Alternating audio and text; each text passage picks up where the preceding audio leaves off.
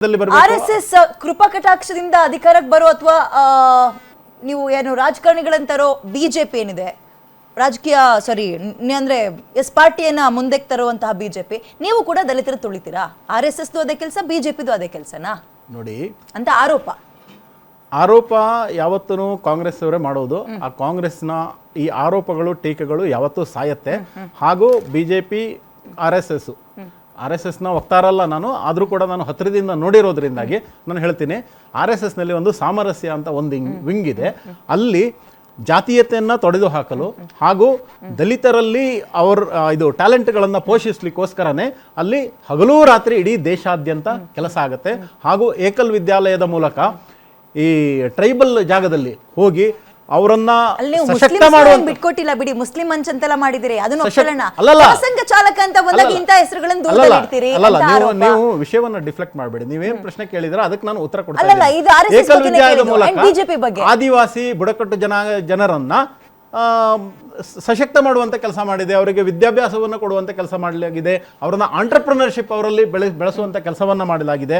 ಇನ್ನು ನಮ್ಮ ಸರ್ಕಾರ ಕೂಡ ST ಮಂತ್ರಾಲಯವನ್ನು ಫಸ್ಟ್ ಕಾನ್ಸ್ಟಿಟ್ಯೂಟ್ ಮಾಡಿರುವಂಥದ್ದು ಅಟಲ್ ಬಿಹಾರಿ ವಾಜಪೇಯಿ ಇದ್ದಾಗ ಮೊದಲ ಬಾರಿ ಮಾಡಲಾಗಿದೆ. ರಾಮನಾಥ್ ಕೋವಿಂದ್ ಅವರನ್ನ ರಾಷ್ಟ್ರಪತಿ ಮಾಡಲಾಗಿದೆ, ದ್ರೌಪದಿ ಮುರ್ಮು ಅವರನ್ನ ರಾಷ್ಟ್ರಪತಿಯನ್ನಾಗಿ ಮಾಡಲಾಗಿದೆ.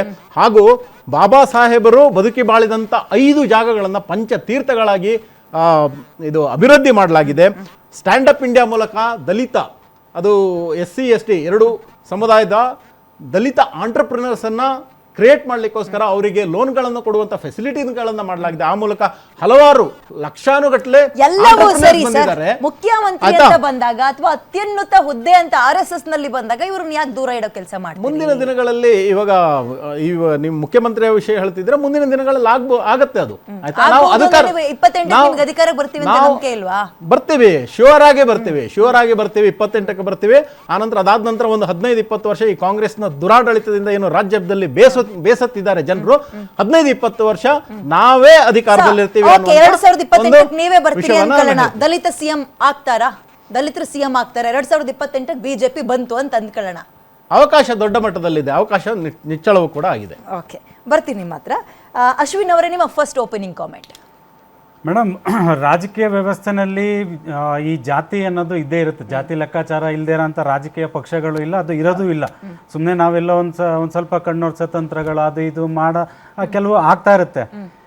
ಈ ಸಮಯ, ಈ ಸಂದರ್ಭದಲ್ಲಿ ಕಾಂಗ್ರೆಸ್ಗೆ ಇಂಥ ಒಂದು ನಿಚ್ಚಳ ಬಹುಮತ ಸಿಕ್ಕಿ 135 ಬೃಹತ್ ಸಂಖ್ಯೆ ಇದ್ದು, ಈ ಸಂದರ್ಭದಲ್ಲಿ ಅಭಿವೃದ್ಧಿ ಮಾಡಿ ಆಡಳಿತ ಸುಧಾರಣೆ ತಗೊಂಡು ಬನ್ನಿ, ಕೆಲವು ಯೋಜನೆಗಳನ್ನ ತನ್ನಿ, ಜನ ಕಲ್ಯಾಣಕ್ಕಾಗಿ ಜನಪರಯೋಗಿ ಕೆಲಸಗಳನ್ನ ಮಾಡಿ ಅಂತ ಜನರು ಅವ್ರಿಗೆ ಒಂದು ದೊಡ್ಡ ಮೊತ್ತದ ಒಂದು ಸಂಖ್ಯೆ ಕೊಟ್ಟಿತ್ತು.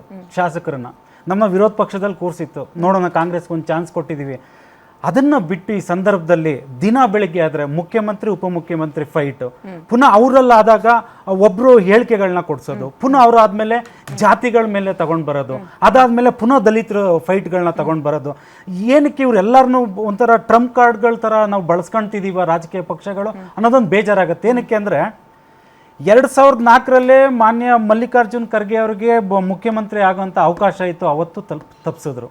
2018ಕ್ಕೆ ಪೂಜ್ಯ ದೇವೇಗೌಡರು ಕುಮಾರಣ್ಣ ಅವ್ರ ಹತ್ರ ಬಂದಾಗ ಕಾಂಗ್ರೆಸ್ ಅವರು ಕೇಳ್ಕೊಂಡಿದ್ದು ದೇವೇಗೌಡರು ಒಂದೇ ಮಾತು, ಕುಮಾರಣ್ಣ ಅವರ ಆದಿಯಾಗಿ ಮಲ್ಲಿಕಾರ್ಜುನ್ ಖರ್ಗೆ ಅವ್ರಿಗೆ ಒಂದು ಅವಕಾಶ ಕೊಟ್ಬಿಡಿ. ಅದು ಎಲ್ಲ ಪತ್ರಿಕೆಗಳಲ್ಲಿದೆ, ಎಲ್ಲ ಮಾಧ್ಯಮದಲ್ಲೂ ಅದು ಸುದ್ದಿಯಾಗಿದೆ. ಕೊಡಿ ಅಂದಾಗ ಅವರಲ್ಲಿದ್ದಂಥ ಕಾಂಗ್ರೆಸ್ನ ನಾಯಕರುಗಳು ಇಲ್ಲ, ನಮ್ಮ ಒಂದು ಕೋಆರ್ಡಿನೇಷನ್ ಬೇರೆ ಇದೆ, ನಿಮ್ಗೆ ಇವಾಗ ನಾವು ಮುಖ್ಯಮಂತ್ರಿ ಮಾಡೋ ಆಪ್ಷನ್ ತಗೊಂತೀವಿ, ನಿಮ್ಮ ಪಕ್ಷದಿಂದ ಆಗಿ ಅಂತ ಹೇಳಿದ್ರು. ಅದೊಂದು ಭಾಗ ಮೇಡಮ್. ಇವತ್ತು ದಲಿತ CM ಆಗಬೇಕು ಅಂತ ಏನಾದರೂ ಇತ್ತೆ ಅಂತ ಅಂದ್ರೆ ಅದು ಅವರ ಆಂತರಿಕ ವಿಚಾರ. ಕಾಂಗ್ರೆಸ್ ಅವ್ರು ಕೊಡ್ತಾರೋ, ಇಲ್ಲಾಂದ್ರೆ ಪುನಃ ಇನ್ನೂ 2.5 ವರ್ಷ ಇದೇ ನಾಟಕಗಳು ಮಾಡ್ಕೊಂಡು ಬರ್ತಾರೋ, ಮಾಡಲಿ. ಮಾನ್ಯ ಪರಮೇಶ್ವರ್ ಅವರು ಶಕ್ತರಾಗಿದ್ದಾರೆ, KH ಮುನಿಯಪ್ಪ ಅವರು ಇದ್ದಾರೆ. ಈಗ ಏನಕ್ಕೆ HC ಮಾದೇವಪ್ಪ ಅವರು, ಸತೀಶ್ ಜಾರಕಿಹೊಳಿ ಅವರು ಇದ್ದಾರೆ. ನೋಡಿ, ಇಲ್ಲಿ ಏನಾಗುತ್ತೆ, ಇವರ ಆಡಳಿತ ವೈಫಲ್ಯಕ್ಕೆ ಎಲ್ಲಿ ನಮ್ಗೆ ಇಷ್ಟೊಂದು ದೊಡ್ಡ ಸಂಖ್ಯೆ ಕೊಟ್ಟು ನಾವು ಆಡಳಿತ ತರ್ತಿಲ್ಲ ರಾಜ್ಯದಲ್ಲಿ ಅನ್ನೋ ಒಂದೇ ಒಂದು ಜನರು ಕ್ವಶನ್ ಕೇಳ್ತಾರೆ ಅಂತೇಳಿ ದಿನ ಒಂದು 15 ದಿನಕ್ಕೊಂದು ತಿಂಗಳಿಗೊಂದು ಈ ರೀತಿ ಪ್ರೋಗ್ರಾಮ್ಗಳನ್ನ ಕ್ರಿಯೇಟ್ ಮಾಡಿಕೊಂಡು ಅದ್ಯಾರು ಸ್ಕಿಟ್ ಬರೀತಿದ್ದಾರೆ. ಏನ್ ಮಾಡೋಕ್ಕಾಗತ್ತೆ ನೋಡಿ, ಅಭಿವೃದ್ಧಿ ಇಲ್ಲ ಮೇಡಮ್. ಗ್ಯಾರಂಟಿ ಫೇಲ್ಯೂರ್ ಆಗಿದೆ. ರಸ್ತೆ ಗುಂಡಿ ಅಂತೂ ಬಿಡಿ, ಜನರು ಕೇಳ್ತಿದ್ದಾರೆ ಗ್ಯಾರಂಟಿ ಪಕ್ಷಗಳಿಂದ. ಯಾವ ಫೇಲ್ಯೂರ್ ಆಗಿದೆ? ಬಸ್ ಓಡಾಡ್ತಾ ಇದ್ದಾರೆ, ರೇಷನ್ ತಗೊಳ್ಳೋರು ತಗೊಳ್ತಾ ಇದ್ದಾರೆ, ಗೃಹ ಜ್ಯೋತಿ ತಗೊಳ್ಳೋರು ತಗೊಳ್ತಾ ಇದ್ದಾರೆ. ಅಲ್ಲಲ್ಲ, ಕೇಳ್ತಾ ಮಾಧ್ಯಮದವರು ವರದಿ ಮಾಡ್ತಿದ್ದೀರಾ. ಇವತ್ತು ತಾಲೂಕು ಕೇಂದ್ರಗಳಿಗೆ ಹೋದ್ರೆ ಒಂದೇ ಒಂದು ಗ್ಯಾರಂಟಿ ಕ್ಲಿಕ್ ಆಗಿರೋದು. ತಾಲೂಕು ಏನು ಗ್ಯಾರಂಟಿ ಅನುಷ್ಠಾನದ ಅಧ್ಯಕ್ಷಗಳನ್ನ ಅವ್ರ ಪಕ್ಷದವ್ರು ಮಾಡ್ಕೊಂಡಿದ್ದಾರೆ ಬಿಟ್ರೆ ಅದನ್ನು ಶಾಸಕರು ಕೊಟ್ಟಿಲ್ಲ. ನೀವು ಮುಂದಾಳತ್ವ ವಹಿಸಿ ಮ್ಯಾನೇಜ್ಮೆಂಟ್ ತಗೊಳ್ಳಿ ಅದನ್ನು ಶಾಸಕರು ಕೊಟ್ಟಿಲ್ಲ. ಯಾಕೆಂದ್ರೆ 224 ಜನ ಕಾರ್ಯಕರ್ತರಲ್ಲಿ ಯೋಜನೆಯಲ್ಲಿ ದಾಖಲೆ ಮಾಡಿದ್ದಾರೆ. ಗುಡ್ ಕ್ವಶನ್ ಕೇಳಿದ್ರಿ ನೋಡಿ. ದಲಿತರದು ಕೇಳಿದ್ರೆ ಹಾಗೆ ಶಕ್ತಿ ಯೋಜನೆ ಯಾವಾಗ ಮೇಡಮ್ ಕ್ಲಿಕ್ ಆಗೋದು? ಇವರು ಯಾವಾಗ ಆ ವಿಭಾಗಗಳ ಸಂಸ್ಥೆಗಳಿದಾವಲ್ಲ ಅಲ್ಲಿಗೆ ಯಾವಾಗ ಕಾಂಗ್ರೆಸ್ ಸರ್ಕಾರ ಇವತ್ತೇನ್ ನಡೆಸ್ತಿದೆ ಅವರು ಯಾವಾಗ ಆ ವಿಭಾಗಗಳಿಗೆ ದುಡ್ಡು ಕೊಡ್ತಾರೆ ಅವಾಗ ಅದು ಕ್ಲಿಕ್ ಆಗಿದೆ ಅಂತ. ನೀವು ವಿಭಾಗಗಳಲ್ಲಿ ಕೆಲಸ ಮಾಡೋರು ದುಡ್ಡೇ ಕೊಡಲ್ಲ, ನೌಕರಿಗೆ ಸಂಬಳನೇ ಕೊಡಲ್ಲ. ಇಂಥದ್ದು ಬಿಟ್ಟು ಸಾವಿರಾರು ಕೋಟಿ ನೀವು ಉಳಿಸ್ಕೊಂಡು ಇಲ್ಲಿ ಕ್ಲಿಕ್ ಆಗಿದೆ ಅಂತ ದಿನ ಬೆಳಿಗ್ಗೆ ಅಡ್ವರ್ಟೈಸ್ ಕೊಡ್ತಿದ್ರೆ ಎಲ್ಲಾಗಿದೆ? ಕೊಡಿ, ದಲಿತರದು ಕೊಡಿ, ಇದು ಕೊಡಿ, ಎರಡೂ ಕೊಡಿ. ನಾನು ಮೊದಲಿಗೆ ಬಿಜೆಪಿಯವರು ಕೆಲವೊಂದು ಆರೋಪಗಳನ್ನ ಮಾಡಿದ್ರು. ಮೊದಲನೇದಾಗಿ ಬಾಬಾ ಸಾಹೇಬ್ ಅಂಬೇಡ್ಕರ್ ಅವರ ವಿಚಾರವನ್ನು ತಗೊಂಡ್ರು. ಬಾಬಾ ಸಾಹೇಬ್ ಅಂಬೇಡ್ಕರ್ ಅವರನ್ನ ಕರಡು ಸಮಿತಿ ಅಧ್ಯಕ್ಷನಾಗಿ ಮಾಡಿದ್ದು ಕಾಂಗ್ರೆಸ್. ಇವತ್ತು ಅವರು ದೇಶಕ್ಕೆ ಒಂದು ವಿಶ್ವ ಮೆಚ್ಚುವಂತ ಸಂವಿಧಾನ ಕೊಟ್ಟಿದ್ದಾರೆ ಅಂತಂದ್ರೆ ಅದಕ್ಕೆ ಬಹಳ ಮುಖ್ಯ ಕಾರಣ ಸಂವಿಧಾನ ವಿರೋಧಿ ಕೆಲಸಗಳನ್ನು ಕಾಂಗ್ರೆಸ್ನವರು ಮಾಡ್ತಾರೆ. ಎಕ್ಸಾಂಪಲ್ RSS ನ ಬ್ಯಾನ್ ಮಾಡಬೇಕು ಅನ್ನೋ ಇದಕ್ಕೆ ನಿನ್ನೆ ತಾನೇ ಧಾರವಾಡ ಕೋರ್ಟ್ ಏನ್ ಹೇಳ್ತು ಅಂತ ನಿಮ್ ಗಮನಕ್ಕೆ ಬಂದಿದೆ. ಸಂವಿಧಾನ ವಿರೋಧಿ ಕೆಲಸ ಮಾಡಕ್ ಹೋಗ್ಬಿಡ್ರಿ, RSS ನ ಬ್ಯಾನ್ ಮಾಡುವಂತ ವಿಚಾರ ಕಾಂಗ್ರೆಸ್ ಯಾವತ್ತೂ ಹೇಳಿಲ್ಲ. ಸಾರ್ವಜನಿಕ ಸ್ಥಳ ಅದು ಪ್ರಸ್ತಾಪ ಮೇಡಮ್. ಇನ್ನೊಂದು ವಿಷಯ, ಇವತ್ತು ಕೋರ್ಟ್ ನಲ್ಲಿ ತಡೆ ಬಂದು ಅದು 17ನೇ ತಾರೀಕಿಗೆ ಮುಂದೂಡಿಕೆ ಆಗಿದೆ. ನಿನ್ನೆ ಗುಲ್ಬರ್ಗದಲ್ಲಿ ಆಗಿರತಕ್ಕಂತ ಶಾಂತಿ ಸಭೆ ಅದ್ರ ರಿಪೋರ್ಟ್ ಕೋರ್ಟ್ಗೆ 30ನೇ ತಾರೀಕು ಹೋಗ್ತಾ ಇದೆ. ಹೇಳ್ತೀನಿ, ಇದನ್ನು ವಿರೋಧಿಸ್ಕೊಂಡು ಅಪ್ಪರ್ ಕೋರ್ಟಿಗೆ ಹೋಗ್ತೀವಿ ನಾವು ಅಂತಾರೆ. ಖಂಡಿತ, ಯಾಕಂದ್ರೆ ಮೇಡಮ್ ಅದೇ ಸಂವಿಧಾನ ಅದೇ ಕೋರ್ಟಲ್ಲಿ ಏನ್ ಪ್ರಸ್ತಾಪ ಆಗುತ್ತೆ? ಸಂವಿಧಾನ ವಿರೋಧಿ ಕೆಲಸ ಮಾಡಕ್ ಆಗಲ್ಲ, ಆರ್ಟಿಕಲ್ ಗಳನ್ನ ತಿರ್ಚಕ್ ಹೋಗ್ಬಿಡ್ರಿ, ಕಾನೂನು ಬದ್ಧವಾಗಿ ಮಾಡ್ಕೊಂಡು ಹೋಗಿ ಅಂತೆ.